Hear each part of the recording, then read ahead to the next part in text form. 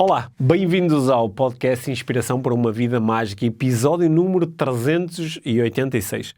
Este é um episódio daqueles especiais, porque eu vou estar à conversa, não com a minha, mas com um convidado. E o convidado desta semana é o Sérgio Duarte, que muitos de vocês podem não conhecer o Sérgio, mas talvez conheçam um grande projeto humorístico a que ele está ligado há muitos anos, o Jovem Conservador de Direita. Durante a conversa vamos falar também um bocadinho sobre esse projeto e muitos outros. O Sérgio é anfitrião ou co-anfitrião de 3 diferentes podcasts neste momento. A razão principal pela qual eu convidei o Sérgio para estar aqui à conversa comigo é porque nos seus projetos humorísticos há muitas vezes uma presença crítica à política, ao desenvolvimento pessoal, ao mundo das empresas e a tantos aspectos diferentes da nossa sociedade. E claro que isso me interessa. Durante a conversa nós vamos falar sobre desenvolvimento pessoal, claro, vamos falar sobre humor, claro, mas também vamos falar sobre hipnose, sobre teorias da conspiração, sobre cultos. A nossa conversa vai divagar em muitas direções diferentes, mas sempre com este fio condutor. A minha vontade de saber mais sobre as opiniões e as sensibilidades do Sérgio em relação a este nosso mundo do desenvolvimento pessoal. Isso é uma coisa que tanto a mim como a Mia nos interessa bastante. Nós que estamos tão habituados a refletir dentro deste mundo, saber o que é que pessoas que estão fora dele pensam sobre as várias abordagens do desenvolvimento pessoal. Vais perceber facilmente durante a conversa que há coisas que o Sérgio aprecia mais umas do que outras, como é normal, e acho que é bastante interessante ouvir as suas reflexões, algumas das quais, claro, também bem divertidas. Aconselho-te a seguir os projetos diferentes a que o Sérgio Duarte e o Bruno Henriques estão ligados. Nas notas do episódio também vamos partilhar os respectivos links.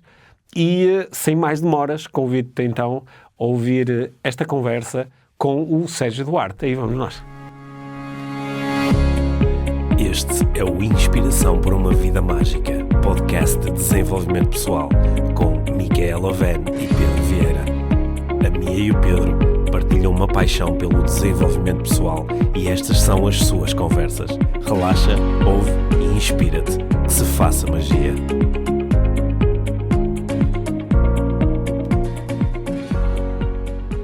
Olá, bem-vindos ao podcast Inspiração para uma Vida Mágica. Hoje não está cá a Mia, mas estou cá eu, Pedro, e muito bem acompanhado, porque hoje tenho comigo o Sérgio Duarte, que se apresenta como comediante e que é alguém cujo trabalho eu sigo há bastante tempo, há anos, sou um seguidor.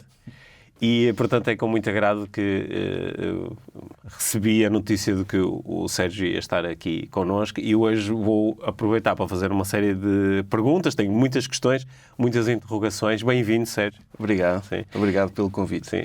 Parece que estamos aqui numa linha, não é? Falamos há pouco tempo com a Joana Marques, hoje vamos falar contigo, mas acho que durante É uma linha crescente. Abaixo de mim não sei o que é que haverá, mas... Nós vamos descobrir. Mas acho que durante a conversa, muito provavelmente, aqui a nossa audiência vai descobrir porque é que faz tanto sentido falar contigo e ter-te num podcast que é de desenvolvimento pessoal. Okay? Mas lá chegaremos. Eu antes de mais, Sérgio, gostava, para quem não te conhece, não conhece o teu trabalho, gostava de, se pudesses, resumir assim um bocadinho o teu percurso de vida até chegares aqui hoje, aquilo que tu fazes.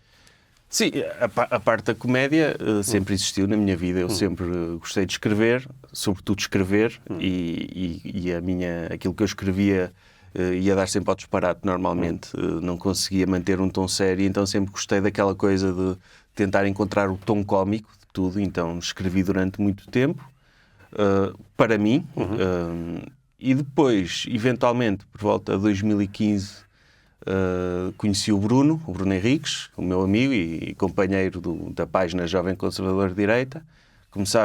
Vimos que tínhamos interesse em comum. Ele também escrevia, tinha uma página de Facebook. Eu também tinha outra página de Facebook. Ele viu que eu era de Ovar, ele morava em Ovar e tomámos um café e decidimos, vamos fazer coisas juntos, fomos fazer stand-up. Eu sair da minha zona de conforto, eu gostava de escrever, detesto falar...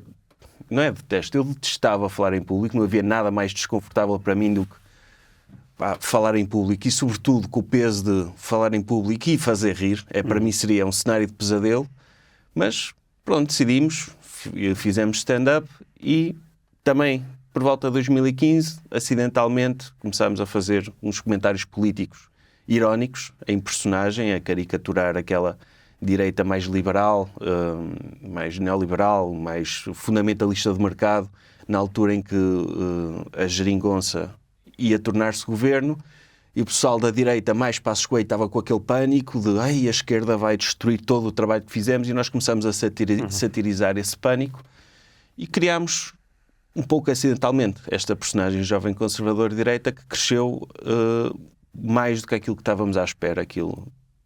Houve pessoas que se identificaram muito com aquele tipo de humor, houve outras pessoas que não percebiam que era a gozar e ficavam revoltadas, iam lá fazer comentários, e a página cresceu um bocado. A partir daí, entretanto, a personagem já ganhou vida própria, já é, penso eu, já é mais do que isso, mais do que essa sátira daquela direita, é um comentador irónico da realidade, de tudo o que existe. Lançámos um livro, lançámos um podcast, temos um podcast em que falamos em personagem, dizemos disparates em personagem, improvisamos sobre os temas políticos da semana, e, entretanto, pronto, mais recentemente temos outros podcasts também que não falamos em personagem. Temos o Alegria de Viver, que é um podcast cómico, em que falamos um com o outro sobre os temas que nos vêm à cabeça e às vezes com convidados. E temos também o mais recente, um livros da Pi. É melhor não dizer aqui, mas é um palavrão, e é um podcast em que nós lemos livros em relação aos quais temos um preconceito, ou seja, consideramos maus sem os ler, e vamos confirmar se são maus ou não, e analisamos esses livros em podcast. Sim, como esta é uma palavra que nunca foi dita aqui no podcast, acho que nos fica bem dizer que o podcast se chama Livros da Pista. Ok, pronto, foste tu a dizer. Fui eu. Nós achámos muita piada ao conceito de dar esse nome ao podcast, mas depois fica difícil divulgar, porque nós próprios temos pudor em dizer isso, fora do nosso espaço, claro. Sim. Nesse podcast em particular, vocês têm feito assim umas incursões enquanto comentadores no mundo do desenvolvimento pessoal, porque alguns dos livros, nomeadamente logo no início do podcast, vocês pegaram em alguns livros que estarão dentro daquilo a que normalmente se chama de desenvolvimento pessoal, e ouvir as vossas críticas, os vossos comentários, sempre de uma forma bem disposta e humorística, mas às vezes muito séria, e às vezes acho que assim, trazendo muito para o consciente que há coisas que não fazem muito sentido, que são disparatadas, e até algumas que são perigosas, que têm um potencial tóxico. Acho que, para mim, enquanto ouvinte, tem sido interessante.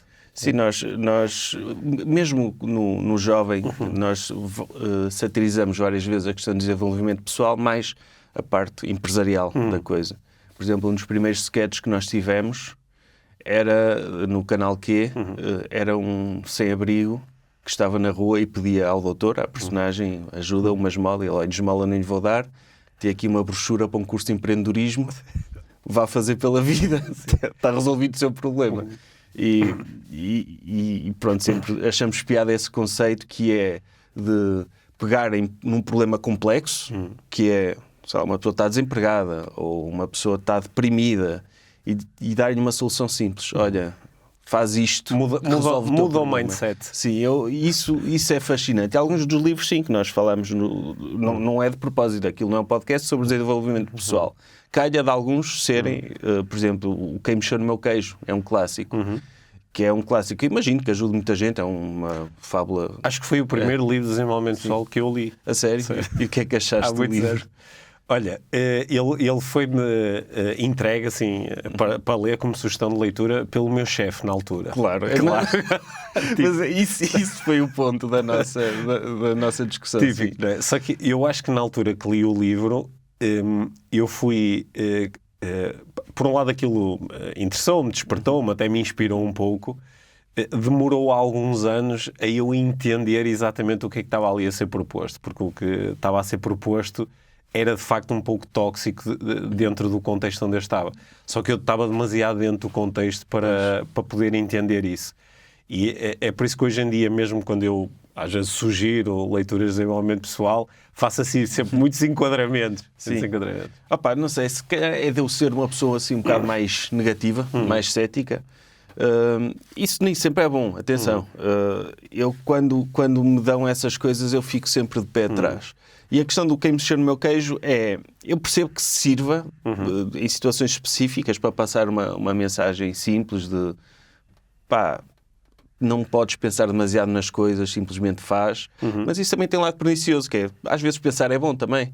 E não podemos ser só ratos que andam à procura de queijo no labirinto sem pensar nas implicações daquilo. E esse espírito de tu és negativo, tu és um negativo e ser negativo é mau. Ser negativo às vezes é bom. Às vezes é bom uma pessoa chegar a um sítio, isto é uma porcaria, isto não presta, isto tem de mudar. Não é necessariamente mau esse espírito, não temos simplesmente de aceitar a realidade. Mas é uma mensagem que pode ser útil. Uma pessoa também não pode estar sempre numa negativa e sempre a apontar o dedo a tudo. Em princípio, a programação psicológica com que nós chegamos até este ponto de evolução da espécie, né, há de ter tido alguma vantagem do ponto de vista da evolução, senão tinha sido desaparecido. Tinha desaparecido. Portanto, o facto de nós às vezes conseguimos ser negativos e pessimistas deve ter um conjunto de vantagens. Não é? Não, claro que tem vantagens e o ser demasiado positivo e o ser demasiado otimista tem desvantagens. Por exemplo, há um livro da Barbara Ehrenreich que é sobre... é uma análise crítica da psicologia positiva. E ela faz uma ligação entre esse espírito da psicologia positiva e do aceitar e do fazer porque tem de se fazer e o deitar abaixo quem questiona, com a crise de 2008 nos bancos, não é? Que eles eram incentivados. Tens de fazer, fuga para a frente. Entretanto, temos aqui uma bolha imobiliária que rebenta e que rebenta com as economias e com as vidas das pessoas, porque ninguém foi capaz de dizer, se calhar não, se calhar mais calma com isso.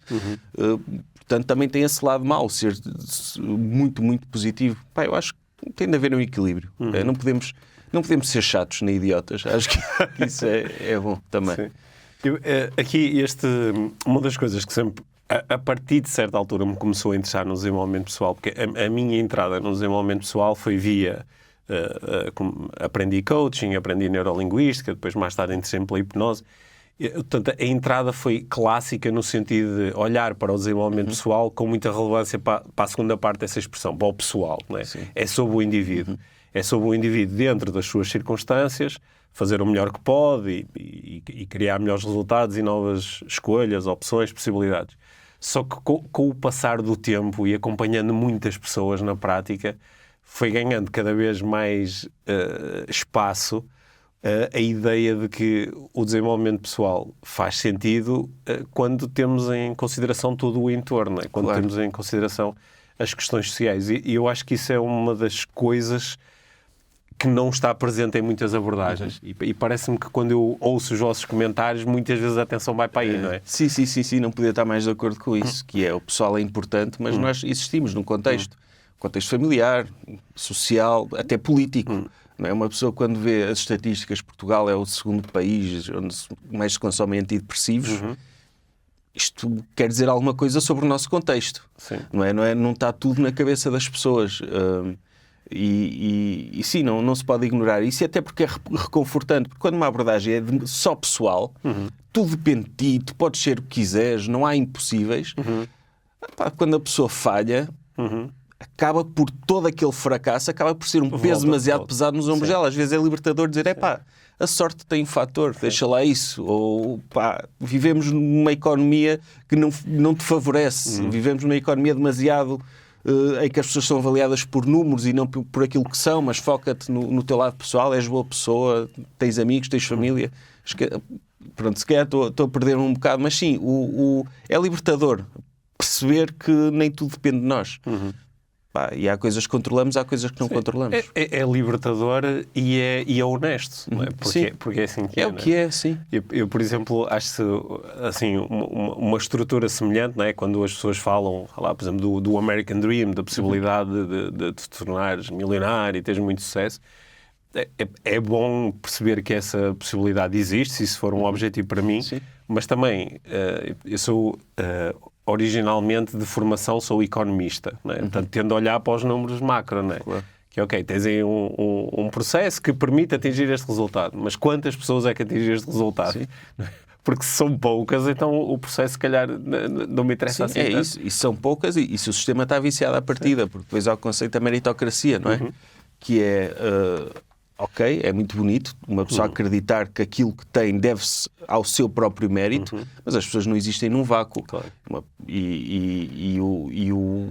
À partida, uma pessoa...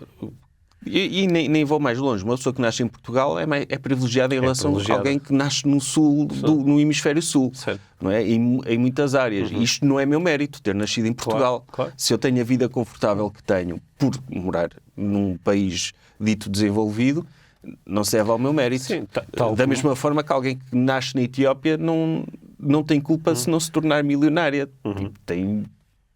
Pode tornar-se, mas é absurdo falar disso nesses termos. Sim. Sabes que eu, uma vez, já quando fazia palestras, etc., eu até acho que foi... Se eu bem me recordo, isto aconteceu em 2011, na altura organizamos um evento com a minha empresa e fizemos um conjunto de palestras no Coliseu do Porto. E foi assim um momento espetacular, o Coliseu estava cheio, foi assim... E eu, na altura, em cima do palco, falei sobre... Eu, que sempre fui uma pessoa introvertida, com imensa dificuldade em falar em público... Olha, temos isso em comum. Assim, com muita dificuldade, eu acho que eu sofria de uma coisa... Não era provavelmente uma fobia, mas para lá caminhava... E, portanto, depois tive que fazer muitas coisas do ponto de vista de desenvolvimento pessoal para aprender a lidar com esse momento.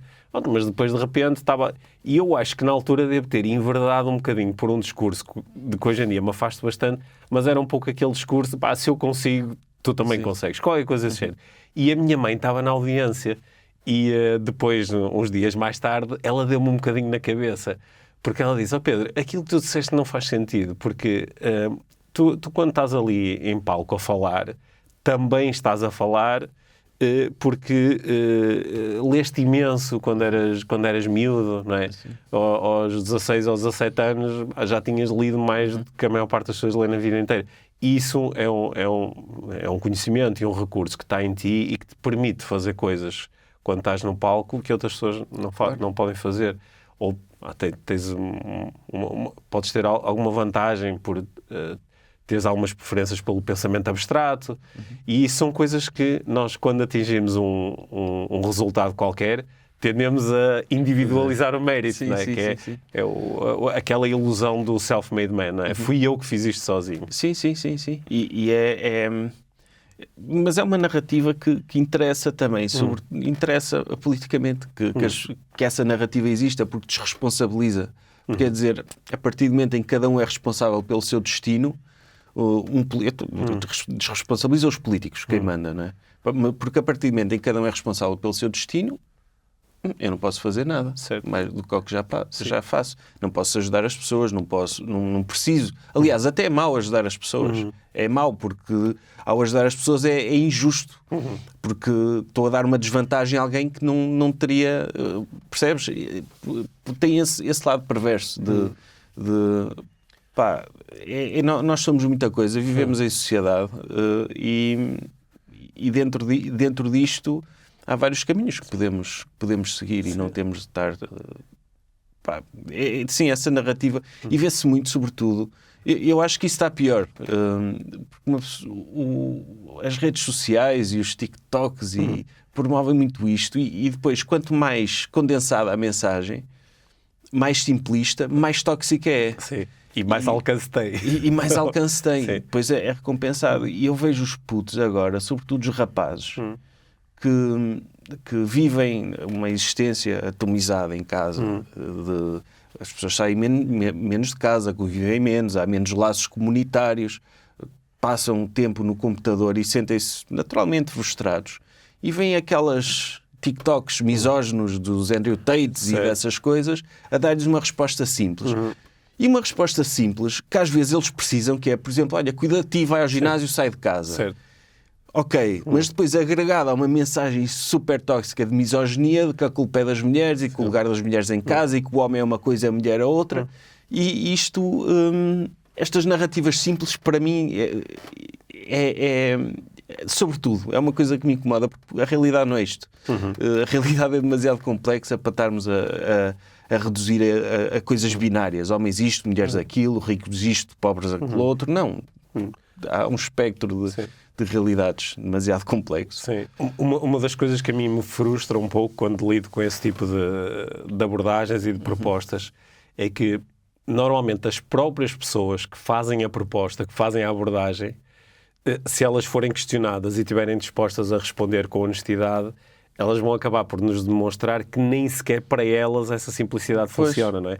Por exemplo, assim, aqui neste meu mundo, quando as pessoas propõem muito, se tu quiseres mesmo uma coisa, tu vais conseguir.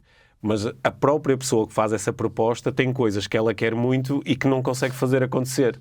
E eu depois fico sempre assim um pouco confuso, que às vezes tenho mesmo assim uma curiosidade forte, que é, a pessoa tem um nível de análise tão superficial que ela própria não conseguiu descobrir isto.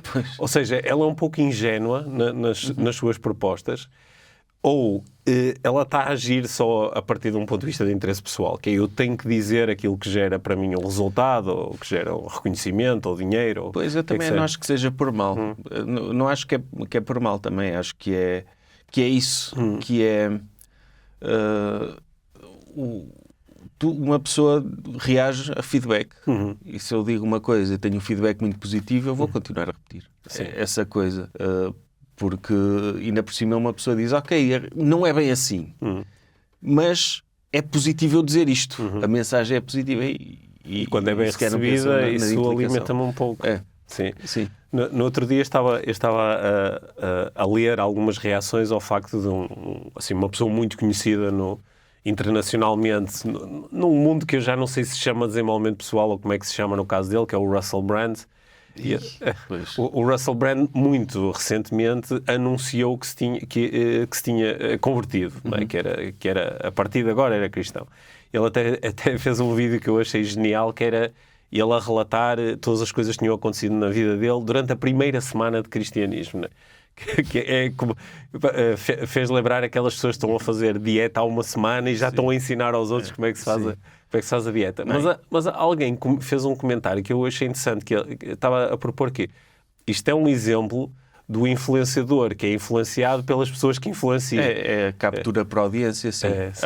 Foi o público que o tornou assim. Foi o público que o tornou assim. O público lentamente vai dando um tipo de feedback que começa a ser incorporado pelo próprio influenciador. Depois já não sabe quem é que influencia quem. E o Russell Brand é um caso... Eu gostava bastante dele há uns anos. Inclusivamente li a autobiografia dele, em que ele fala sobre problemas de dependências que teve e do crescimento dele. E ele tinha esse lado de desenvolvimento pessoal, mas também tinha um lado político, era bastante ativo. Muito.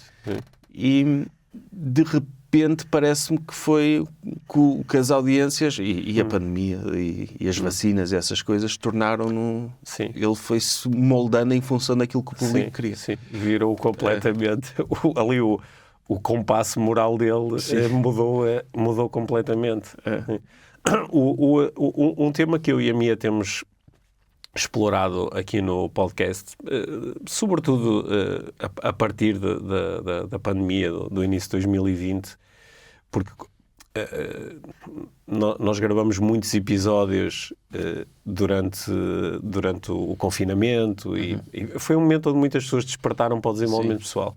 Mas também foi um momento onde muitas pessoas que já estavam neste meio do desenvolvimento pessoal começaram a seguir uma linha que para mim foi muito perturbadora e que suscitou tanta curiosidade que eu andei durante uns tempos a chatear todas as pessoas que eu conhecia e que faziam assim um bocadinho mais de análise sociológica para procurar perceber o fenómeno, que é o fenómeno e o Russell Brand é um bom exemplo disso, que é a passagem do desenvolvimento pessoal, qualquer que seja a abordagem, para o mundo das teorias da conspiração.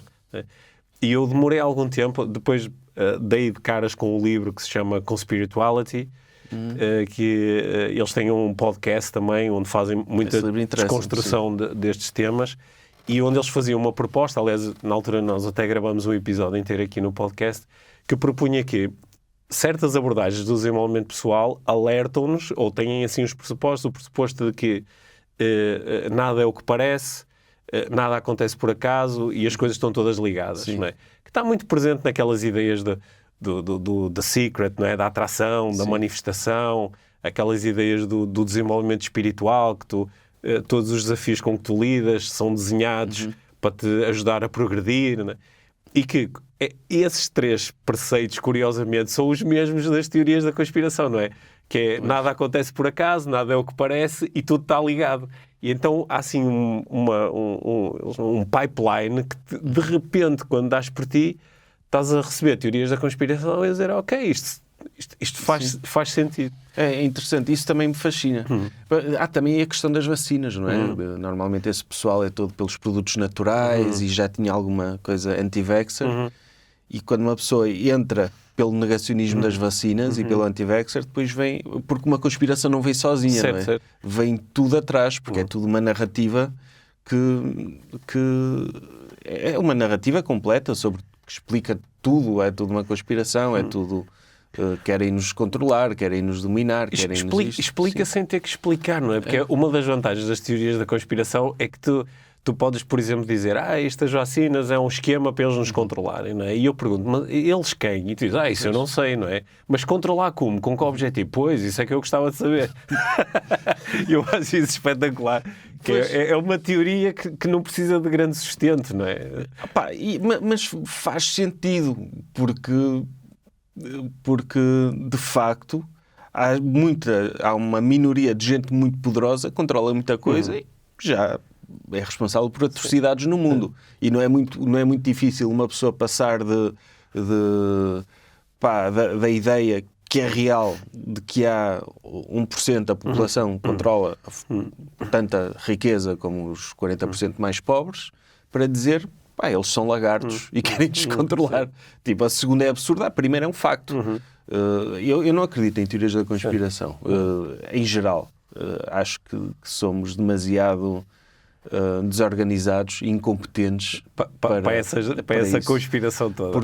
Porque na mente de uma pessoa que acredita em teorias da conspiração coabita a ideia de que os políticos são os incompetentes e a ideia de que eles são tão competentes que conseguem coordenar-se para criar um 11 de setembro e ninguém se chiva lá. E ninguém se descobrir. Fazer toda uma operação... 20 e tal anos depois ainda ninguém se chegou à frente. Toda uma operação difícil de organizar, que envolve, de certeza, milhares de pessoas e não houve uma única, assim como a Lua, não é? Não houve ninguém no estúdio que tivesse a passar... Está ali, estou ali a simular a aterragem na Lua, deixa-me tirar uma foto. Não há.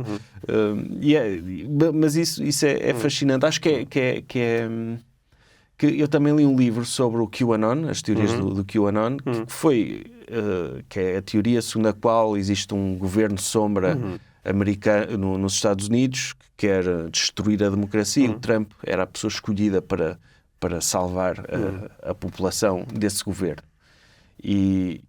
E essa também, na altura da pandemia, essa teoria começou a alastrar muito para as pessoas da espiritualidade e do New Age, também à conta das vacinas. Das vacinas e daquela coisa de está a acontecer uma pandemia no mundo. O meu ganha-pão está a ser afetado, não é? Porque se uma pessoa tem um estúdio de yoga ou tem um negócio, um restaurante, está a ver a vida andar para trás, não sabe como é que vai sobreviver. E é muito fácil transformar essa angústia legítima em algo odioso também. E então essas pessoas são... E é o mal de gente oportunista, que é pegarem pessoas tão vulneráveis e tentar rentabilizar e tentar aproveitar-se delas para abutres, não é? Para ganhar dinheiro, para o que quer que seja. Sim. Depois acontecem coisas que são mesmo... parecem saídas de um script de comédia, não é? Que é, por exemplo, eu, sei lá, ataco as farmacêuticas dizendo que só querem ganhar dinheiro à minha custa, e depois tenho uma solução que são produtos naturais, que são muito mais caros do que aqueles das farmacêuticas, não têm nenhum tipo de regulamentação, enquanto que a indústria farmacêutica é a indústria mais regulamentada e vigiada do mundo, e de repente estou simplesmente...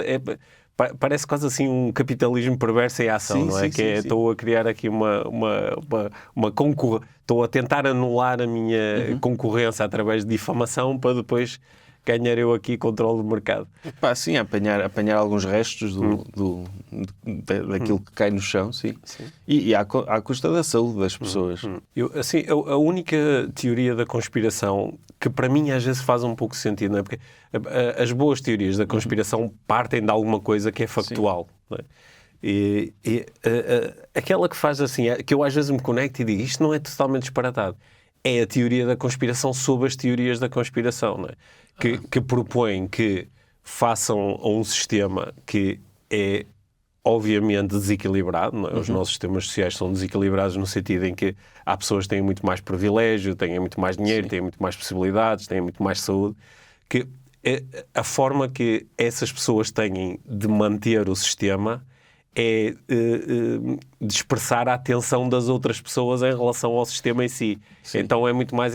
põe-nas a pensar sobre extraterrestres e lagartos e governos sombra, e não olhes para aquilo que é óbvio que está à frente de toda a gente. Não é? Não, a questão dos OVNIs, sim. O próprio governo americano usou a febre dos OVNIs para desviar a atenção de algumas coisas. Sim. Isso está provado. Sim. É mesmo. Não, eu acredito na do Kennedy, por acaso. Sim, acho que há aí muita coisa por explicar aí, que é original, a teoria da conspiração original. Que eu ponho-me a pensar, se eu fosse um dos Rothschilds da vida, não é? Que tinha de facto uma posição de grande dominância, para não prestarem atenção, eu ia criar aí uma teoria que diz, não, quem manda não são esses, há outros, não é? Sim. Porque isso ia dispersar a atenção. Sim, isso faz sentido, sim, a meta-teoria, não é? Mas olha, isso traz-nos diretamente aqui para a política, não é? Que é um dos, como tu há pouco estavas a explicar aí, o processo meio acidental que levou até ao projeto Jovem Conservador de Direita, não é? Onde, sim. Embora hoje eu entendo que os vossos comentários são assim mais alargados, são à sociedade no geral, mas muitas vezes vão diretamente para a política e para a discussão da política. Há uma semana eu abri uma caixa de perguntas no Instagram e houve um aluno que me perguntou: Pedro, do ponto de vista de desenvolvimento pessoal, achas mais interessante ter um conjunto de crenças de esquerda ou de direita para promover desenvolvimento pessoal? Eu achei uma boa pergunta, por isso lanço-te a pergunta a ti. É uma pergunta interessante. Eu, do ponto de vista de desenvolvimento pessoal, acho que é melhor ser de direita. Porquê? Porque há mais esse foco na meritocracia, no eu, na questão de as coisas estão bem, e só depende de mim melhorá-las. Acho que ajuda a uma pessoa a ter uma... Não pensar tanto nas injustiças e no contexto e no que está à volta e na faixa de Gaza e na pobreza. Não que uma pessoa de esquerda viva atormentada com isto. Mas acho que as pessoas de esquerda, sendo eu uma delas, preocupam-se mais com o contexto que está à volta e com coisas que não conseguem controlar. Uma pessoa de direita está bem. Preocupa-se, sei lá, com os impostos, que são muito altos, mas isso há mais pragmatismo à direita, acho eu, do ponto de vista...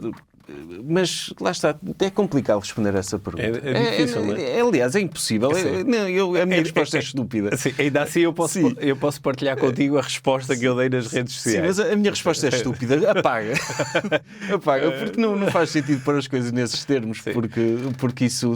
Uma pessoa pode ser feliz de várias formas, não é necessário ter uma ideologia. Não. Olha, a resposta que eu dei é... Claro que aqui nós também teríamos que definir o que é desenvolvimento pessoal para poder responder assim de forma mais precisa à pergunta. Mas a minha proposta foi que, e isto é a minha experiência a trabalhar com com pessoas, com clientes, com grupos, com equipas que têm, às vezes, até na sua formação, têm uma ideologia política. Que aquilo que eu observo é que, se nós considerarmos o desenvolvimento pessoal, a capacidade de tu estás bem contigo, que não é tanto o ser de esquerda ou de direita, mas é mais a capacidade que tu tens de lidar com aquilo que é diferente das tuas crenças. E, nesse sentido, eu, enquanto pessoas, quer com visões mais de esquerda, quer de direita, que sofrem imensamente, porque estão constantemente em luta com o mundo, e outras que até podem ser extremamente ativistas, mas têm abertura para outras ideias, outros conceitos, para o diálogo, e essas normalmente acho que progridem mais naquilo a que se podia chamar do desenvolvimento pessoal. E o que é que dirias que é... o que é que chamarias essa característica? Empatia, compaixão, flexibilidade? Pode ser essas coisas todas. Eu gosto há um pedacinho da neurolinguística desenvolvida há muitos anos que fala nos nossos metaprogramas e fala do programa de aproximação versus o programa de afastamento. Normalmente são pessoas que têm o programa de aproximação mais ligado, ou seja, a primeira coisa que tendem naturalmente a fazer é o que é que há aqui de parecido entre nós os dois. Ok. Sei lá, por exemplo, estão-te a ouvir e se calhar até uma pessoa de direita e tu disseste que eras de esquerda, mas a primeira coisa que ela se conecta, como isso é diferente, conecta-se mais ao é do Ovar, eu também sou do Norte. Okay. Ou está preocupado com isto, eu também. Enquanto que as pessoas que correm mais o programa de afastamento tendem a reparar primeiro naquilo que nos separa. Aquilo que eu vou observando é quem é mais do programa de aproximação, a prazo, acho que dá assim uns passos mais largos de desenvolvimento pessoal, porque a aproximação traz a empatia, traz a vontade de entender um pouco melhor o mundo do outro. Porque eu nas redes sociais, eu discuto política, já discuti mais, também já me chateei, política não só, outros temas, mas eu não consigo perceber alguém que diga eu sou de esquerda, era incapaz de ter amigos de direita, ou vice-versa. Acho isso, muitos amigos, eu nem sequer sei a ideologia política deles, temos outras coisas em comum.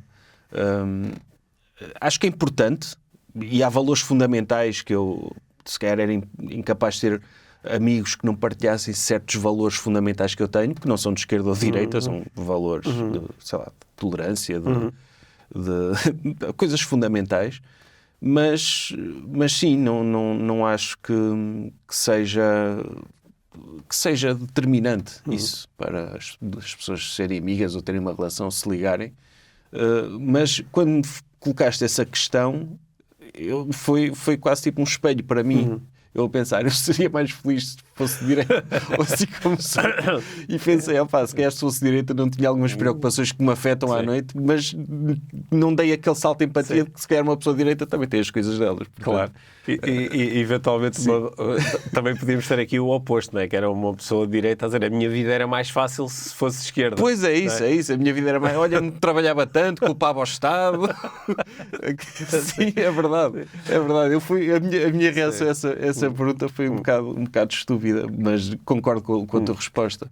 Faz todo sentido. Sim. Olha, uma das coisas que para mim também ao longo dos anos a trabalhar com clientes, que às vezes um cliente de coaching pode ser alguém que está a lidar com questões muito práticas de quero mudar de emprego, ou quero ganhar mais dinheiro, ou quero perder peso, mas às vezes são questões mais abstratas, mais conceptuais, mais de alinhamento interior, ou às vezes surgem até as grandes perguntas filosóficas, que é o que é que eu ando aqui a fazer? E como nenhum de nós tem uma boa resposta que não seja especulativa para essas perguntas, uma das coisas que para mim foi ganhando assim, foi um padrão que foi emergindo, foi as pessoas que conseguem ter alguma leveza em relação a tudo isto, ou seja, conseguem fazer um bocadinho de humor e de comédia com a própria condição humana, também tendem a ter uma existência assim um bocadinho mais agradável e pacífica. Isso é uma das coisas que ao longo dos anos te tem salvo o humor, a comédia, o olhar com leveza para as coisas da vida. Sim,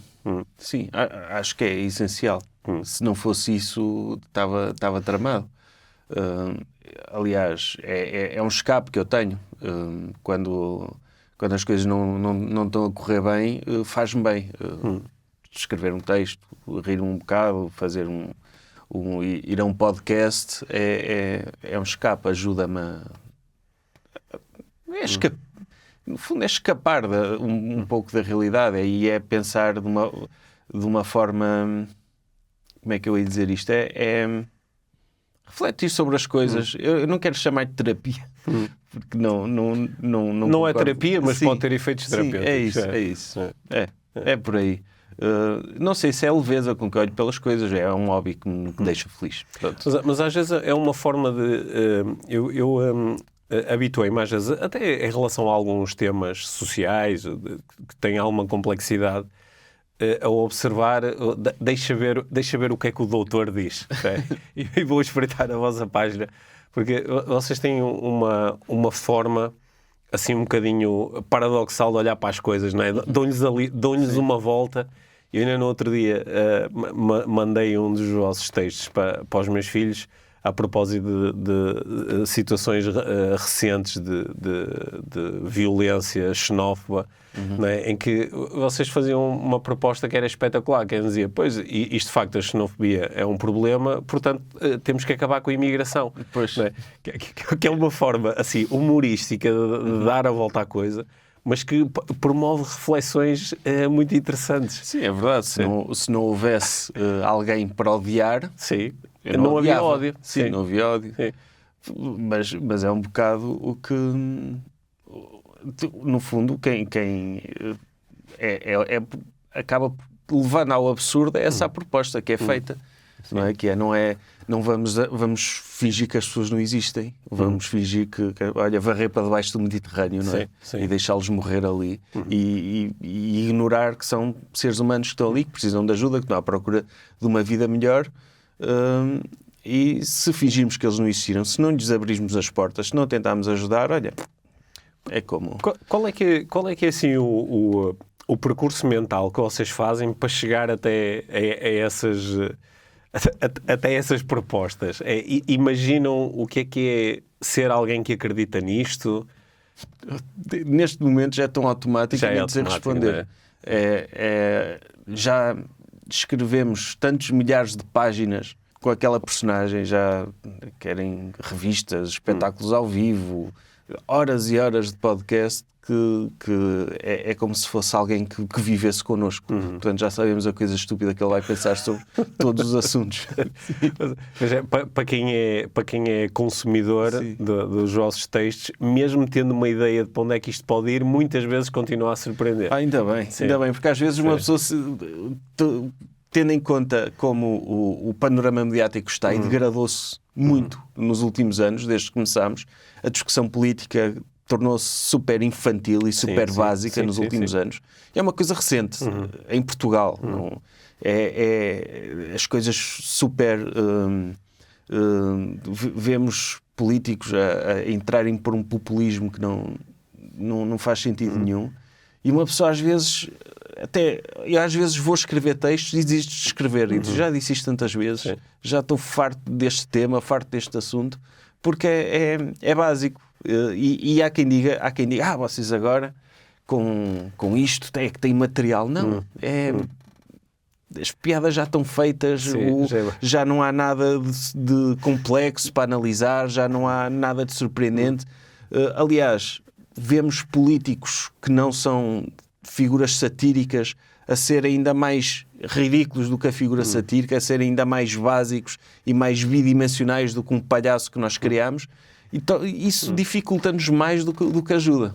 Torna-se um pouco previsível. Há uns anos nós tivemos aqui no podcast o Rui Zinck, na altura em que ele lançou o Manual do Bom Fascista, e eu na altura li o livro e daquilo fez bastante sentido para mim, gostei do livro. O livro é espetacular. O livro é espetacular, só que tirou um bocadinho de magia aos tempos que nós estamos a viver, porque parece que há pessoas que estão mesmo a seguir o manual. Olha que tenho uma história engraçada desse livro, que foi o Ruizinho, ele convidou-nos para apresentar o livro em Lisboa. E nós fomos para Lisboa nesse dia, e foi durante as legislativas de, penso eu, 2019. Foi quando o André Ventura foi eleito pela primeira vez. Pela primeira vez, sei. E nós fomos para Lisboa nesse dia. O Bruno ia em personagem, de fato, calhou. E a ideia de apresentar o livro era fazer uma arruada pelo Rossio até chegar à FNAC, lá do Chiado. O Rocio Chiado eu não conheço bem Lisboa. Mas pronto, era fazer uma pequena arruada, o Ruizinho que ia com o megafone, nós íamos lá. Pá, chegamos lá ao Rocio e estava o Chega. Meia dúzia de gatos pingados, na altura ainda não era o fenómeno que é hoje. Mas estava lá o André Ventura. E nós, estamos aqui em personagem. Sim. Eu estou no megafone, o Bruno foi lá e nós filmámos. E estivemos lá com o André Ventura. Eu perguntei-lhe qual era a solução dele para os ciganos, para o problema dos ciganos, se ele os queria matar. E ele, não, eu quero pô-los a trabalhar. Aquele discurso redondo. Quero pôr-los a trabalhar. Como? Pô-los a trabalhar. O senhor não trabalha, eu quero pô-los a trabalhar. Eu disse, não, eu não trabalho. Uma conversa surreal que mostra essa falácia, que é, na altura, o discurso dele era todo orientado para os ciganos. Ou seja, os ciganos têm um problema, como é que vai resolver o problema deles? Qual é a solução, então? Pô-los a trabalhar. Como? É pô-los a trabalhar. Sim. Não importa ter soluções, apresentar... Aliás, até seria medonha a solução, se ele apresentasse uma solução para aquilo, não é? Mas podia dizer, olha, vou incentivar a escolaridade, vou apoiar as comunidades, vou, sei lá, e não é só ciganos, as pessoas que estejam a viver mal, etc. Podia dizer muita coisa, mas não, disse, o meu problema... E então tivemos lá uma interação com o André Ventura, a propósito desse livro, calhou, uma coincidência, e então estava lá, fizemos essa palhaçada. Eu nem estou muito orgulhoso dessa interação, porque não podemos pensar bem na coisa, podia ter sido uma coisa mais engraçada, foi assim, do momento.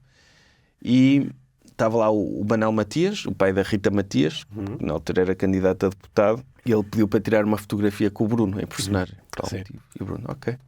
Ele encosta-se e o Bruno vira-se para ele. Isso pega-se? Isso pega-se. E ele, isso quê? Isso. E tiraram a fotografia os dois assim com uma cara constrangidos porque ele marcar essa distância. Sim. E depois fomos para a apresentação do livro e o Bruno levava lá a apresentação preparada e foi lá o Manel Matias, foi ver. Então o Bruno passou a intervenção toda. Está ali o senhor do Chega, entrou pela primeira vez, está pela primeira vez a ouvir falar de livros, ou já sabe ler, ou não sei o quê. Pronto, essas piadas um bocado condescendentes, mas pronto, foi um momento engraçado. Para mim, marcou uma era, não é? Porque foi tudo. Foi a apresentação manual de Bom Fascista, foi termos-nos cruzado com o Chega, foi tudo isso. Foi um dia bastante marcante. Foi a lei da atração a funcionar. Mas para o mal. Para o mal, porque fiquei mesmo frustrado com aquilo, porque podíamos ter feito uma coisa mais engraçada se tivéssemos planeado, mas não foi nada planeado. Calhou deles estarem ali e o Ruizinho também foi lá, disse... Fomos lá porque ele tinha assim uma espécie de inquérito de teste para testar, acho que até está no livro, para testar se uma pessoa é um bom fascista. Sim. Pronto, e ele foi lá passar lá o André Ventura. Sim. sem combinar. Sim. Esse livro é uma ótima recomendação para quem quer entrar dentro do paradigma mental de alguém que se conecta com essas ideias. Lá está, até numa perspectiva de aproximação, para entender um pouco melhor e procurar criar aqui umas estratégias, umas pontes. Sim, sobretudo o Ruizinho escreve muito bem, com muita piada também. É uma pessoa extraordinária também. Olha, logo no início da nossa conversa, quando tu falaste assim um bocadinho sobre o teu percurso, eu fiquei com vontade assim de te provocar um pouco e dizer, a tua conversa, o teu percurso, né, e também do Bruno, parece um pouco encaixar naquelas abordagens, desenvolvimento pessoal do propósito de vida, que é, no fundo, tu encontraste o teu propósito de vida, que é escrever e fazer humor. Para um bocado, sim. Assim, parece uma coisa séria. E depois parece assim uma coisa de... então tu começaste a pensar numa coisa, imaginaste e depois manifestaste, não é? Que ela depois de repente começou a ganhar corpo de muitas formas diferentes. Ganhou corpo de várias formas, menos da forma que se calhar permitia pagar contas com isto. O resto só falta essa parte. Pronto, mas não manifestei bem, então. Não visualizaste bem. Sim. Exato. Sim. Porque os proponentes o universo não ouviu bem o meu pedido. Sim. Ele disse, vou-te dar um hobby muito fixe, mas o resto não. Um dos clichês que às vezes aparece é tu não atrais aquilo que pensas, tu atrais aquilo que és, não é? Portanto, se tu não estás a atrair dinheiro, é porque aquilo que tu és é uma pessoa que tem... Se calhar, andei a dizer mal do materialismo e dessas Exatamente. coisas. O universo está a dizer, não queres dinheiro? Agora aguenta-te à bronca. Sim. Quando ouves esta expressão de desenvolvimento pessoal, há assim coisas que são interessantes para ti. Nós, antes do episódio, estávamos falamos um pouco sobre coaching, né? Que é uma palavra que tem pesos diferentes consoante quem a ouve e as experiências que tem. Mas quando ouves falar em desenvolvimento pessoal, em coaching, para onde é que vai a tua atenção hoje em dia? O que é que tu achas sobre isso? Vai para aquele tipo de livros de 7 passos para a realização pessoal, e o autor que me vem logo à cabeça é o Deepak Chopra, e é por aí. Sim, antes chamava-se autoajuda, não é? Sim. Entretanto começou-se a chamar desenvolvimento pessoal. Sim. Mas é para aí que a minha cabeça vai. E muitas vezes não para bons sítios, mas sim, tem esse lado. E consegues-te lembrar assim de algum, sei lá, algum dos livros, por exemplo, que tu leste, alguns sei que com sacrifício para o podcast, mas lembras-te assim de algum ensinamento, alguma coisa, olha, isto era interessante seguir mais isto, ou utilizar isto, ou fazer mais isto? Por exemplo, há um livro que nós apresentamos, que pronto, eu não sei se te coloco numa posição complicada, mas da Inês Gaia, que é um livro que eu detestei, como todos, no entanto, porque tinha muita pseudociência pelo meio. No entanto, há coisas que ela diz que fazem todo sentido. Por exemplo, uma pessoa ligar-se mais à natureza, uma pessoa meditar, uma pessoa não ser materialista ou não ser tão materialista. Tudo isso são coisas super positivas, que ditas como tal ajudam. Eu acho que se uma pessoa se criar um hábito de ir para o meio da natureza, simplesmente ir para o meio da natureza, tocar numa árvore, tocar em relva, isto é bom. Uma pessoa meditar é bom. O mal é quando surge agregado depois a coisas de pseudociência, por exemplo, de uma pessoa falar com água e a água guardar as nossas energias. Isso já me custa entrar. Mas tem lá conceitos super úteis e super positivos. Agora tive assim uma memória já um pouquinho longínqua. O Masaru Emoto, das mensagens escondidas da água, ele esteve, que eu saiba, uma única vez em Portugal. Na altura ele veio participar num congresso e eu era o apresentador, era o host do congresso. Será que estiveste pessoalmente com ele? Sim, então eu conheci o Masaru Emoto na altura, a mulher, o secretário dele, que era o Nemoto. O Masaru não falava uma palavra de inglês, portanto era sempre via o secretário dele, e depois até fiz um curso de 2 dias com ele, onde fiquei com a sensação de que este é um tipo mesmo bem intencionado, sabes, assim, com um coração grande e que tem aqui estas crenças muito fortalecidas, mas depois o processo em si falta-lhe... É um processo que não é replicável, só algumas pessoas é que conseguem. Gostei dele enquanto pessoa. Ali o toque humano foi interessante, mas os conceitos deixaram muito a desejar. Pareceu-me uma boa história. Sim, a ideia de uma pessoa falar com água e a água guardar energias positivas. Sim, eu não o conhecendo como pessoa, isso é pseudociência e até pode ter um lado perverso, sobretudo quando aquelas ideias de que tem lá nesse livro da Inês Gaia, de que uma pessoa, se meditar, pode curar problemas de saúde. Sim, o efeito placebo existe, é uma cena, mas um problema grave de saúde não cura. É Masaru Emoto que se chama? Sim. Eu uma vez, há uns anos, eu fui a um coach também, pode-se dizer, que era um terapeuta, e ele falou-me do Masaru Emoto. E eu, a partir do momento em que ele me falou daquilo, e em que ele me falou da teoria, eu fiquei logo, esta pessoa não vai ajudar. Portanto, pode também ter esse lado de afastar clientes, porque para mim, aquilo que é falar com água, isto não é possível. E eu pensei, a partir do momento em que ele acredita mesmo nisto, eu não vou confiar nesta pessoa para me ajudar com os outros problemas que eu pudesse ter. Mas isso da energia é importante. Eu também há uns anos fui a um homeopata. Eu já não acreditava nada nisso. Mas fui. Curiosidade, numa mente aberta. E, de facto, o senhor era extraordinário. Era muito boa pessoa, mesmo genuinamente interessado, era empático. Eu pensei, eu vir aqui falar com este homem já me ajuda, independentemente dos comprimidos de açúcar que ele depois me vai dar. E eu daí percebi também porque é que as pessoas recorriam a ele. Porque às vezes o médico a sério, tem ou é antipático, ou não quer saber, ou não ouve as pessoas, ou não é empático, e as pessoas saem de lá chateadas. E às vezes só o facto de ter alguém que as ouça a falar dos problemas delas e que tenha uma abertura para isso, pá, já é uma ajuda. Em muitas destas abordagens há assim uma zona muito cinzenta. Eu como durante muitos anos estudei e pratico e ensino hipnose, eu tenho sempre assim uma tendência a olhar para alguns destes fenómenos à luz da hipnose, não é? Que é propor que está ali a ser veiculado uma crença ou um conjunto de ideias. Mas tu consegues fazer adormecer alguém assim? Sem a pessoa querer? Sim.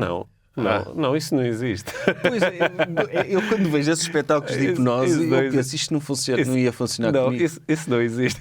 Não existe? Isso não existe. Não. O quê? Pôr uma pessoa a imitar uma galinha? Olha, daqui durante uma hora vais ser uma galinha. Isso é possível? Sem teres uma aderência da pessoa, sem ela realmente querer fazer isso, não. Tu tens pessoas que reagem de forma diferente à indução hipnótica. Tens pessoas que são muito mais sensíveis à indução hipnótica e que, por exemplo, têm mais facilidade do que outras em entrar em níveis profundos de transe. Mas a hipnose acontece sempre de forma participativa, não é? Não há possibilidade de, sem tu o quereres, de eu violentar aqui o teu espaço interno e fazer-te... A ideia, ninguém consegue chegar a tribunal e dizer não, eu assaltei aquele banco porque alguém me hipnotizou, não cola em tribunal. Uma vez tentaram me hipnotizar e não estava a funcionar, e eu fingi que estava hipnotizado para a pessoa não se sentir mal. Certo. Às vezes, em algumas situações, é isso que está a acontecer. É por uma questão empática. O sujeito hipnótico. Mas isso não, quando eu estava a contar, ter uma experiência de hipnose, de chegar a esse transe e estar, isto não está a funcionar. Agora, alguém que saiba realmente fazer uma boa indução hipnótica pode ajudar-te a acederes assim de uma forma mais direta aos fenómenos da nossa experiência subjetiva, não é? A nossa percepção, e começarmos a brincar com a percepção até ao ponto de começarmos a gerar certos efeitos inconscientes ou involuntários no nosso próprio corpo e na nossa mente. E isso é interessante e pode abrir espaço para a criação de alguns efeitos terapêuticos. E eu tenho tendência a olhar para muita coisa alguma coisa que não se chama de hipnose à luz da hipnose, que é... Né, porque mesmo no mundo do desenvolvimento pessoal há muitas pessoas, algumas que até ganharam muito espaço internacional, sei lá, o Joe Dispenza, que aquilo que ele faz é, apropriando-se da linguagem científica, ele, no fundo, ele faz um bocadinho de faith healing, não é? A pessoa acaba, às vezes até por se curar ou ter a sensação que se está a curar, que são coisas diferentes. É isso. E às vezes o ter a sensação de se estar a curar já pode provocar algum tipo de alteração bioquímica que até facilita ou promove um bocadinho de cura. Mas a pessoa faz isso porque tem ali uma crença forte de que aquele processo está a acontecer. Só que vai-se ali para uma zona cinzenta de até que ponto é que eu não estou a manipular as crenças desta pessoa e isto depois pode tornar-se tóxico. Há um mágico que eu agora não me recordo o nome dele. Ele tem um especial na Netflix. O Darren Brown. Isso, Darren Brown. Sim, que ele faz todo um espetáculo em torno da questão do faith healing. Sim. Em que ele cura, entre aspas, uma data de pessoas e desmonta isso. Eu há uns anos fui de propósito ao norte de Inglaterra para ver um show dele e ele é fantástico naquilo que faz. E ele, como é assim um grande cético de tudo isto, ele originalmente, a primeira grande formação dele é em hipnose. É por isso que ele é tão bom a fazê-lo. Pois. Só que ele é um grande cético destes processos de cura, ou sei lá, ele consegue convencer as pessoas que está a comunicar com o além, e faz isso de uma forma tão genial, mas o propósito dele é chegar ao final e dizer: não, aquilo que eu utilizei foi um conjunto de técnicas, e algumas são técnicas de engano. E que é a mesma coisa que fazem estas pessoas, não é? Sim. Agora, eu acho que ele tem uma crença forte que talvez seja contrária daquela que nós os dois temos, de que as pessoas que fazem isto não acreditam mesmo nisto, não se autoconvenceram. Elas estão claramente a enganar. Fazem isto para ganhar dinheiro. Eu também acho que há disso. Sim, também acho que há. Gente que faz isso para enganar, sim. Os charlatães, não é? Sim, e não faltam. Se uma pessoa então for para sair do terreno do desenvolvimento pessoal e for para a religião, então, aqueles teleevangélicos, aquelas igrejas enormes. Aliás, esse espetáculo, eu já não me recordo o nome dele, é precisamente a imitar uma igreja evangélica. Não é? Ele depois no final, deem-me o vosso dinheiro. Ele tem uns especiais no Netflix, alguns são aterradores. Há um deles onde ele se propõe, através de um processo de criação de uma série de eventos, ele diz que vai escolher uma pessoa e vai conseguir convencer essa pessoa a matar alguém. A empurrar uma pessoa depois do alto de um prédio. É assustador. É assustador, porque ele passa ali por todo o processo de manipulação de crenças.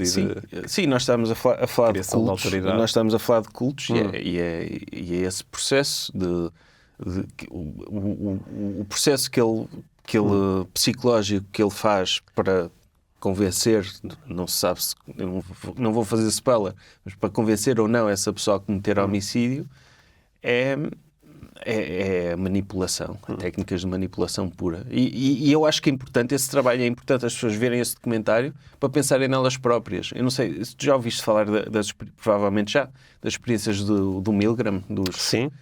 Eu acho que é muito importante as pessoas falarem disso para elas próprias pensarem no seu conformismo e pensarem, será que eu nesta situação faria isto? Só o facto de estarem a refletir sobre isto, um dia que tenham de tomar uma decisão dessas, ou sejam confrontadas com uma decisão dessas, com uma ordem de alguém na autoridade que os mande fazer alguma coisa moralmente duvidoso, elas saberem que, eu vou dizer que não, ou eu vou questionar, ou eu não vou obedecer cegamente, porque nós estamos preparados para obedecer a uma figura de autoridade. Principalmente se estivermos condicionados para isso, por pressão, por tudo. E sim, esse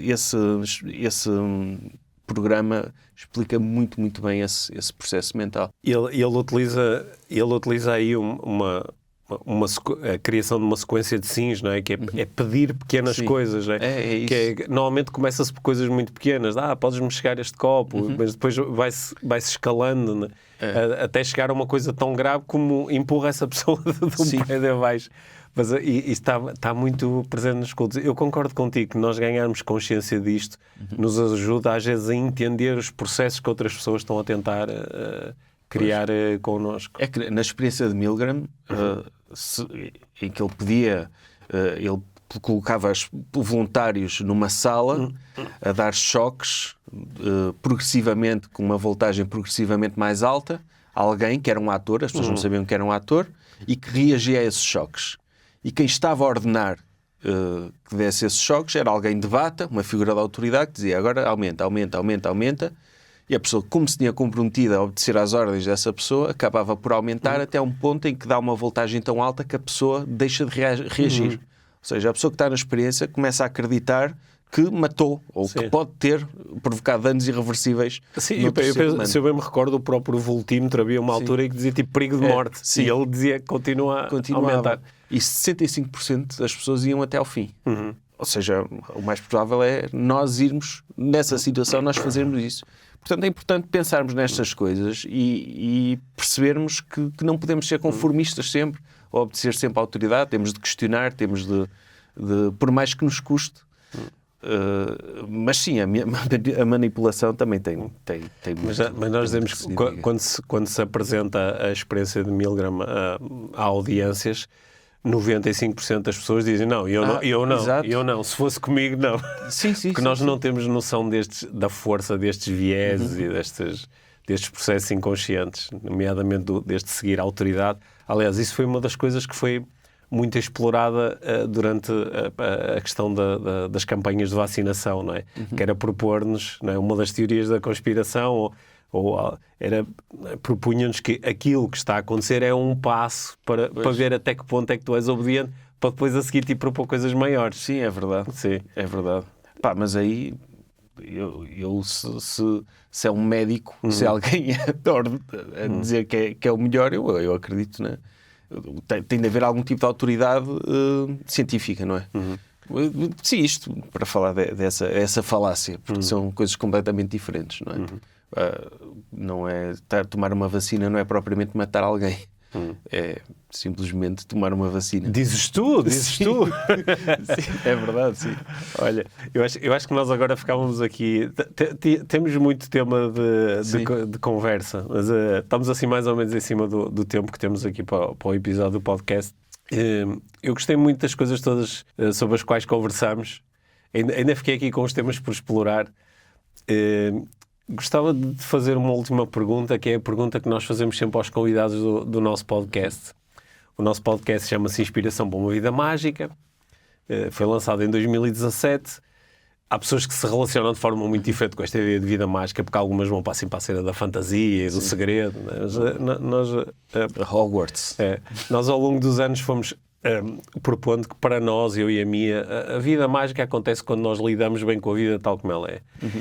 Mas gostamos muito de ouvir as definições. Já me deste a resposta, eu concordo com isso. Sim, mas eu gostava de ouvir o que é que tem que acontecer na tua vida para tu teres assim uma sensação de magia, que não precisa ser esta magia de Hogwarts, mas isto foi espetacular, ou este dia foi incrível, ou quando é que a vida é mágica para ti? Quando estou com as pessoas de quem eu gosto, a fazer coisas que gosto, é tão simples quanto isso. É simples, não é?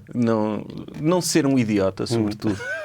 E às vezes falho nisso, mas tentar não ser um idiota, tentar ser boa pessoa, estar com as pessoas de quem eu gosto, ou também, não só fazer coisas sozinho, também, ter um espaço pessoal para ler, para contemplar, para meditar. Acho que isso também, tudo isso, uma vida simples, o mais simples possível, tudo que não seja competição e querer ser o melhor e querer deitar abaixo os outros, isso acho que é o que estraga a vida, é as pessoas estarem a competir demasiado e estarem esse clima muito propício à nossa sociedade hoje em dia, que as pessoas medirem-se por quanto têm e aquilo que conseguem comprar e as suas posses, e não por aquilo que são e por aquilo que fazem.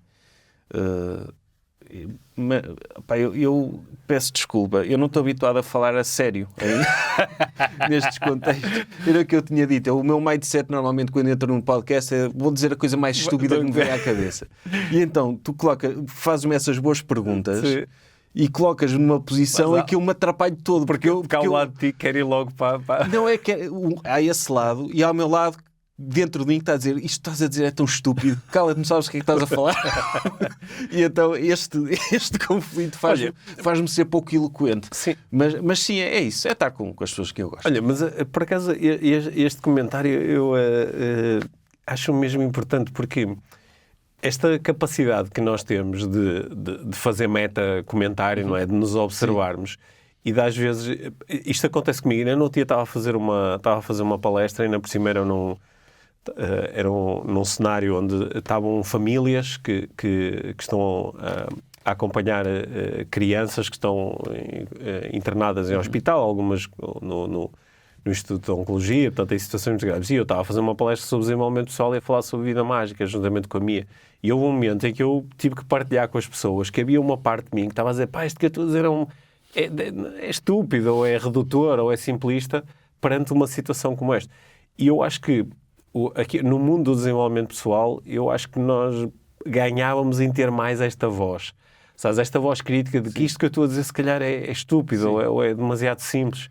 Porque isso acho que nos pode ser um bom filtro para não apresentarmos aquelas fórmulas que tu estavas a falar. Sim. Não, eu estou sempre a dizer isso a mim próprio. Estás a ser estúpido, cala-te. Tem esta voz constante. Cala-te. Opa, no desenvolvimento pessoal é isso. É uma coisa que nós reparamos nos livros. Penso no do Gustavo Santos, no da Inês Gaia também, 2 dos livros que nós fizemos, que é cala o ego.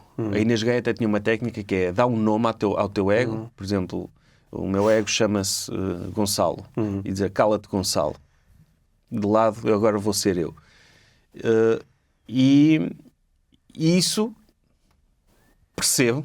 Às vezes é importante uma pessoa para ter confiança e ignorar esta insegurança. Mas às vezes o ego é noção, é aquilo que nos puxa para a realidade. É uma pessoa não se levar demasiado a sério também. É uma pessoa não... É isso, não ser um idiota. Às vezes é preciso ter alguém, estás a ser um bocado idiota, cala-te. Esta voz interna para uma pessoa... Ok, sim, se calhar vou pensar no que estou a dizer. Mas esta anulação do ego... É um bocado isso. Estou a questionar aquilo que estou a fazer, não vou questionar. Porque o que eu estou a fazer está certo. Isso acaba por ser mau. Portanto, sim, concordo contigo. É importante ter essa voz a dizer, a puxar para a noção. Olha, tem um bocado de noção. Assim, em jeito de comentário final, queria partilhar contigo uma inspiração que eu tenho recebido do teu trabalho e do Bruno, que no mundo do desenvolvimento pessoal há assim uma corrente forte que propõe muito de faz o teu caminho, tipo, não chateies os outros, ser positivo, mesmo que haja abordagens de que tu não gostas muito, não fales sobre isso, que estão a criar impacto positivo, nem que seja numa pessoa, já é bom. E o teu trabalho e de outras pessoas, e até posso colocar também aí o impacto que a Joana Marques também tem tido nas críticas que ela faz ao desenvolvimento pessoal, também trazem um convite ok, não precisas estar a chatear as outras pessoas só pelas chateadas, mas podes manter aqui uma certa honestidade e dizer, olha, isso não faz sentido, ou isso até pode ser perigoso, ou isso pode ser tóxico. E acho que podemos falar disto aqui com uma certa empatia e continuando a criar aproximação. Sim, acho que sim. Às vezes, no nosso caso e no caso da Joana Marques, mais no caso dela, que ela trabalha muito. Ela produz muito. A tendência é ridicularizar, é ver o cómico daquilo. E será sempre redutor. Não é? Estragava-lhe um bocado a piada se ela dissesse, mas atenção, o que ele está a dizer faz sentido. Não, ela não está lá para isso. E pode-se cair também nesse extremo, que é deitar fora o bebé com a água do banho, não é? Sim. Por exemplo, nós, no episódio que saiu hoje dos livros, foi um livro, O Céu Existe Mesmo, não sei se conheces, de um miúdo. Conheço o livro, sendo que nunca o li. E é muito, muito religioso. E eu, não sendo eu próprio religioso, eu não consigo também, não posso, por isso simplesmente, desvalorizar isso. Certo. E às vezes até sinto inveja das pessoas que acreditam, a forma como lidam com a morte, com a perda, facilita-lhes isso. Não sei se o que eu estou a dizer está a fazer sentido. A minha voz também estava a mandar calar outra vez. Está a fazer sentido, até porque não é, tu próprio há pouco disseste, não sei se te vou colocar numa posição difícil, não é? Porque nomeaste algumas pessoas aqui no mundo do desenvolvimento pessoal. E eu procuro aprender com todas elas. Claro que há coisas que eu não gosto mesmo, e até às vezes publicamente, e isto não faz sentido para mim. Há outras coisas que podem não fazer muito sentido, mas que eu aprecio, nomeadamente em autores que têm assim, uma visão mais espiritual e que apresentam pressupostos que eu adoraria que fossem reais, do género, nós somos um ser espiritual, a ter uma vida terrena, e estás aqui a aprender, e depois estamos outra vez todos juntos a comparar as notas de, olha, o que é que aprendeste lá em baixo? A ideia é porreira, só que quando eu faço a pergunta como é que tu sabes isso, ninguém pode dar... Não há uma resposta para isso. Não há uma resposta. Mas também não acho que seja uma ideia perigosa ou que faça mal. Acho que... Não é perigosa, E pode às vezes ter efeitos perigosos, sobretudo quando tu não passas isto às pessoas como uma possibilidade ou como uma coisa em que gostarias de acreditar, mas como isto é assim. Isto é assim, isto é assim. E quando é fechado é quando eu me afasto um bocadinho mais disso. Sim. Mas aquilo que tu estás a dizer para mim faz sentido, é dessa forma que eu tento olhar também. Às vezes também tenho um bocadinho de inveja de certas crenças fechadas que em certas situações parecem facilitar-nos um bocadinho a vida. Se calhar também é por isso que há 7 anos que faço este podcast com a Mia, que é para ir falando com mais e mais pessoas. E em breve, quem sabe, trazemos alguns dos autores dos livros que tu andas a ler para conversarmos mais sobre isto. Sim. Acho que sim. Não vejo que... Eu próprio tinha curiosidade de falar com algumas dessas pessoas. Sim. Por exemplo, de certeza que têm coisas interessantes para dizer. Nós analisamos, vamos com um tom de escárnio já para aquilo. Não vamos com uma de... Mas no meio do vosso escárnio, acho que têm a capacidade de às vezes parar e dizer eu concordo com isto, ou isto faz sentido. Sim. Tentamos ser justos. É verdade. Tentamos ser justos e a nossa premissa é, nós achamos que isto é mau, mas damos o benefício da dúvida de se calhar o livro é bom. E sim, nesse caso a Inês Gaia foi que apesar das críticas, houve lá coisas que eu disse, olha, isto, se fosse só este capítulo, 5 estrelas. Okay. Acho que pode ajudar muita gente a pensar assim, mesmo coisas que e não só as práticas da natureza e da meditação, que eu acho que fixe, mas mesmo rituais de uma pessoa ter rituais de olhar para o próprio corpo e de pensar acho isso bom. Acho isso bom. Uma pessoa pode perfeitamente incorporar essas coisas na sua vida e não ignorar o resto. Escolher, fazer uma seleção. Sim. Isto serve-me, isto não me serve. E eu acho que as pessoas também não vejo que não haja genuinidade do outro lado. Aprecio essa atitude. A Mia utiliza a expressão não deitar fora o champanhe com a rolha. Sim. É melhor do que o bebê, não é? É melhor que o do bebê. Sim, porque a ideia de uma pessoa deitar fora bebés não é muito agradável, não. Diverti-me muito aqui durante a nossa conversa. Recebi aqui uns estímulos bem interessantes. Fico curioso aqui depois em relação aos comentários que a nossa audiência vai fazer. Sejam bonzinhos. Sim, sejam bonzinhos. E agradeço-te muito por teres vindo cá. Aliás, podem não ser bons porque nunca vão ser tão maus como a voz que eu tenho na minha cabeça. Ok. Vamos ver se alguém consegue suplantar isso. Tá bem. Boa. Obrigado. Obrigado.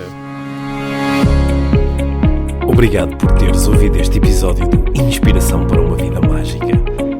Deixa a tua avaliação do podcast e partilha com quem achares que pode beneficiar de ouvir estas conversas. Para saberes mais sobre o nosso trabalho, visita os nossos websites. Encontras toda a informação na ficha técnica do podcast, assim como os nossos contactos. Inspira-te para uma vida mágica.